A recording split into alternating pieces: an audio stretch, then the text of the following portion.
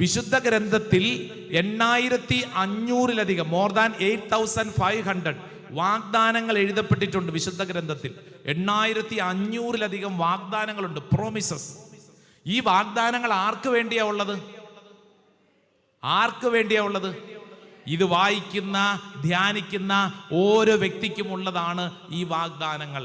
ഈ വാഗ്ദാനങ്ങൾ സ്വീകരിച്ചാൽ അത് നിന്നിൽ സംഭവിക്കും. ആമേൻ. ഉദാഹരണത്തിന്, പാത്രത്തിൽ ഭക്ഷണം വിളമ്പി വെച്ചിട്ടുണ്ട് എന്ന് കരുതി അത് നിന്റേതായോ? ഇല്ല. നീ അത് ഭക്ഷിക്കുമ്പോഴാണ് നിന്റെ ശരീരത്തിൽ നിനക്കത് അനുഗ്രഹമായിട്ട് മാറുന്നത്.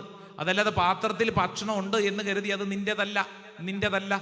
ശ്രദ്ധിച്ചേ, ഇവിടെ ദേ വിശുദ്ധ ഗ്രന്ഥത്തിൽ വചനം, ഭക്ഷണം ഇങ്ങനെ വിളമ്പി വെച്ചിട്ടുണ്ട്. ഇത് നീ എന്ത് ചെയ്യണം? പറ. വാരി ഭക്ഷിക്കണം. ഇത് ഭക്ഷിക്കുന്നെങ്കിൽ മാത്രമേ ഇത് നിന്നിൽ പൂർത്തീകരിക്കപ്പെടത്തുള്ളൂ. ചിലരെ കണ്ടിട്ടില്ല, രാവിലെ മുതൽ നിരാശപ്പെട്ടുകൊണ്ട് നടക്കും. അങ്ങനെയുള്ള ആളുകളുണ്ട്. കഴിഞ്ഞ ധ്യാനത്തിന് വന്നിരുന്നൊരു പെണ്ണ്, ഞാൻ ആ പെണ്ണിനോട് കുറേ പറഞ്ഞു. ഈ പെൺകുട്ടി എനിക്ക് കുറേ നാളായിട്ടറിയാം. ഈ പെൺകുട്ടിയുടെ പ്രത്യേകത, മുമ്പിൽ ബിരിയാണി ഇരുന്നാലും ഓ എന്നാ ബിരിയാണി, മനസ്സിലായോ? ഗൗരവം മനസ്സിലായോ? എന്ന് പറഞ്ഞാൽ ജീവിതത്തിലെ ഒരു അനുഗ്രഹത്തെയും സന്തോഷത്തോടെ കാണാൻ പറ്റത്തില്ലെന്ന്. എല്ലാ കാര്യത്തിനും ദുഃഖം, നിരാശ, ഭാരം. എല്ലാ കാര്യത്തിനും ദുഃഖം, നിരാശ, ഭാരം. എന്തു പറഞ്ഞു കഴിഞ്ഞാൽ അപ്പോഴൊക്കെ പറയുന്നത് മുഴുവൻ പിറുപിറുപ്പും പരാതിയും മാത്രം.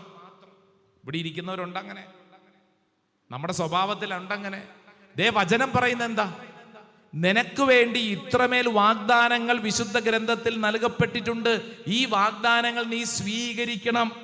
അതുകൊണ്ടാണ് ലൂക്കാ സുവിശേഷത്തിൽ നമ്മുടെ മുമ്പിൽ ഒരു വചനം പഠിപ്പിച്ചത്. ഏതാ വചനം? ലൂക്ക 1:45. ഒന്നും കൂടെ വായിച്ചേ. ലൂക്ക 1:45.